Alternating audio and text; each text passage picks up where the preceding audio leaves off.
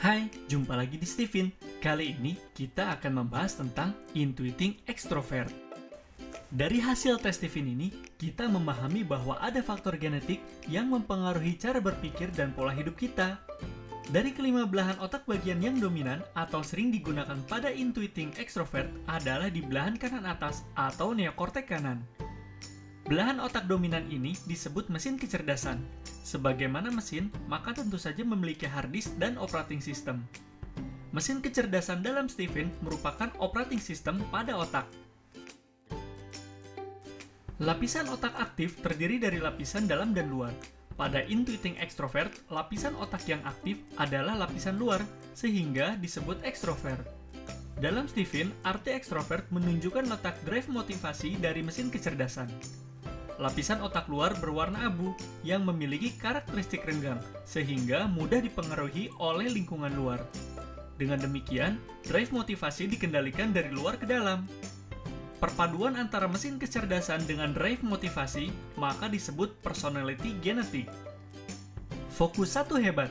Intuiting extrovert memiliki jenis kecerdasan spatial quotient, yang artinya senantiasa membutuhkan ruang, baik itu tempat, waktu, kesempatan, dan sebagainya, untuk dapat mengumpulkan ide dan mewujudkannya.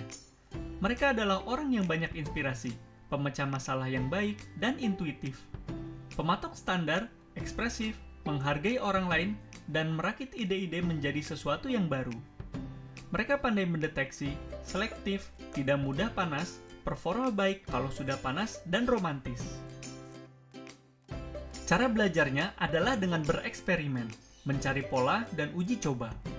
Peran mereka adalah sebagai pembaharu, artinya aktif membaharukan atau memodifikasi.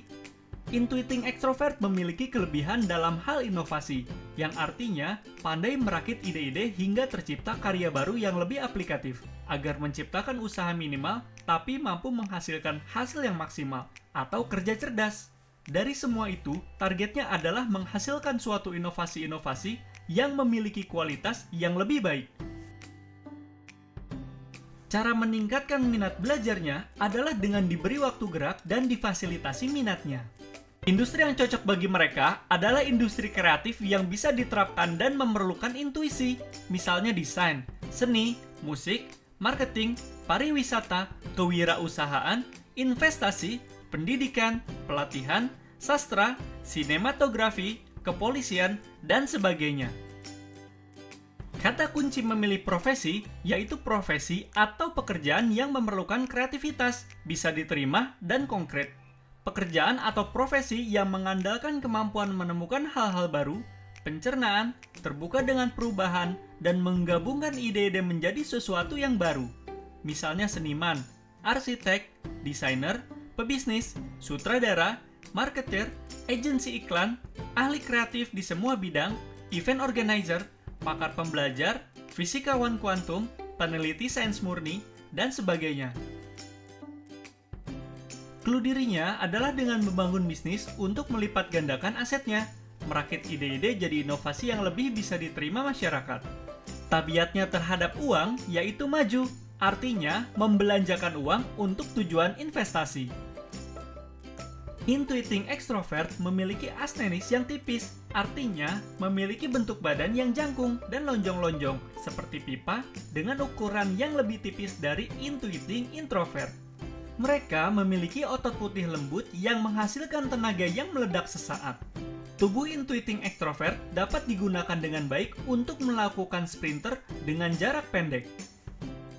Intuiting extrovert akan terkenal karena kemampuannya menghasilkan margin keuntungan yang lebih tinggi dari hasil inovasi. Intuiting extrovert juga memiliki chemistry mendaratkan ide-ide. Intuiting extrovert adalah orang yang hebat menginvestasikan tapi asosial, memuja misi pribadi tapi enggan terbebani hubungan yang mendalam dengan misi tersebut.